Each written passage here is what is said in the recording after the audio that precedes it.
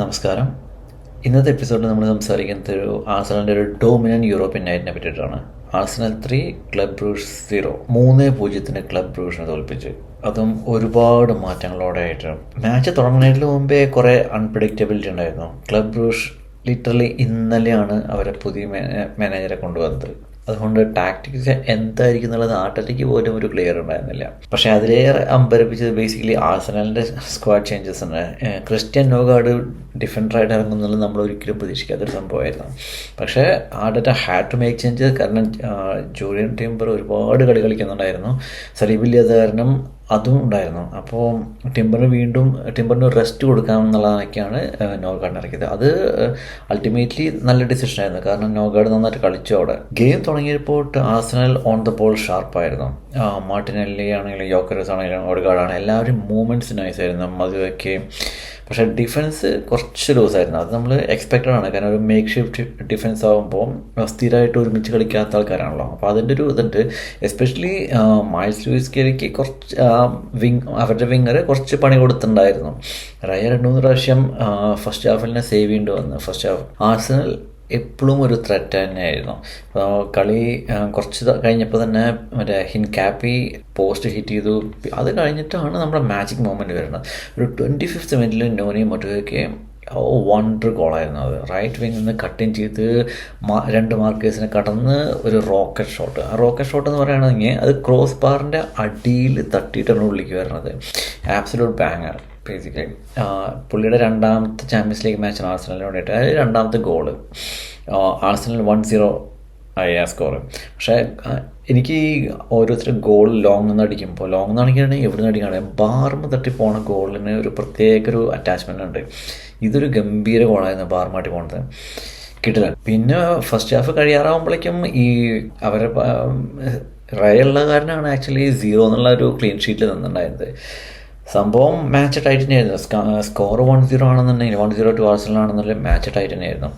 Second ഹാഫിൽ intensity വേറെ ലെവലായിരുന്നു. Second ഹാഫിൽ നമുക്ക് പെട്ടെന്ന് തന്നെ ഗോൾ കിട്ടും ചെയ്ത് കളി തുടങ്ങുമ്പോൾ തന്നെ.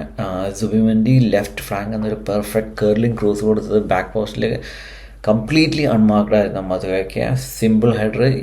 ഇതിലും ഈസി ഹെഡർ പുള്ളി സ്കോർ ചെയ്തിട്ടുണ്ടാവില്ല ഒരിക്കലും. കീപ്പറുടെ പൊസിഷൻ ക്വസ്റ്റ്യനബിൾ ആയിരുന്നു.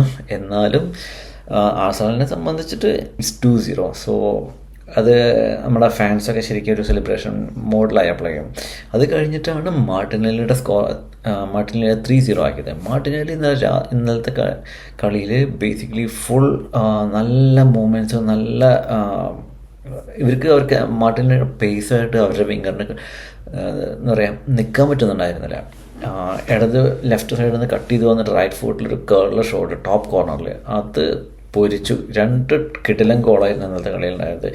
ഇപ്പോൾ 5 കണ്ടിന്യൂസ് കോൺസിക്യൂട്ടീവ് ചാമ്പ്യൻസ് ലീഗ് ഗെയിംസിൽ ഗോളാണ് മാർട്ടിനെല്ലി. ആഴ്സണലിൻ്റെ ഇതേവരെയുള്ള ഹിസ്റ്ററി, അതായത് മോർ ദാൻ 100 ഇയേഴ്സുള്ള ഹിസ്റ്ററിയുള്ള ക്ലബ്ബാണ്.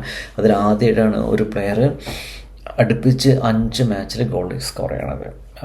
സ്കോർ 3-0 ആയി. Match pretty much done basically. പിന്നീട് പ്രത്യേകിച്ച് പറയാനൊന്നുമില്ല. കുറേ ഇപ്പോൾ 3-0 ആയപ്പോൾ ആർട്ടറ്റയ്ക്ക് പിന്നെയും കൂടുതൽ സബ്സ്റ്റിറ്റ്യൂഷൻ വരുത്താൻ പറ്റി. മെയിൻലി സബ്സ്റ്റിറ്റ്യൂഷനിൽ എന്ന് പറയുകയാണെന്നുണ്ടെങ്കിൽ ഗബ്രിയേൽ ജെസൂസ് ACL സർജറിക്ക് ശേഷം തിരിച്ചു വന്ന് ഒരു മാസീവ് മൂവ്മെൻറ്റ് തന്നെയായിരുന്നു. കാരണം ഇത്രയും ഒരു 1.5 കൊല്ലം 2 കൊല്ലത്തിൻ്റെ അടുത്ത് പുള്ളി കളിച്ചിട്ടില്ല. അപ്പോൾ അതിനുശേഷം വന്നത് പുള്ളിക്ക് കുറച്ച് ചാൻസൊക്കെ കിട്ടി. പക്ഷേ ഷോട്ട്സൊക്കെ വീക്കായിരുന്നു. ഒരു ഷോട്ട് നല്ല ഷോട്ടായിരുന്നു, വീക്ക് അല്ലാത്തത്. പിന്നെ 16-year-old Merly salmon Arteta champions league debut നൽകി. അത് ഗംഭീരം. അപ്പോൾ ആഴ്സണലിൻ്റെ ഇക്കൊല്ലം തന്നെ ചാമ്പ്യൻസ് ലീഗിൽ മാക്സ് ഡോമന് 16 years ആയിരിപ്പോൾ ഒരു ഡെബ്യൂ കിട്ടി. അതിന് ശേഷം വേറൊരു 16 years ഉണ്ട്. Academy it's a proud moment for the academy. പിന്നെ സാക്കിയും നെനേരിയും വന്നു. നെനേരിക്ക് 2 ചാൻസ് കിട്ടി. ആക്ച്വലി കീപ്പർ സേവ് ചെയ്ത്, 2ഉം ഗംഭീരമായിട്ട് സേവ് ചെയ്ത്. ശരിക്കും ആഴ്സണലിന് 4ാമത്തെ ഗോൾ കിട്ടുമായിരുന്നു. പക്ഷേ 3 is more than enough.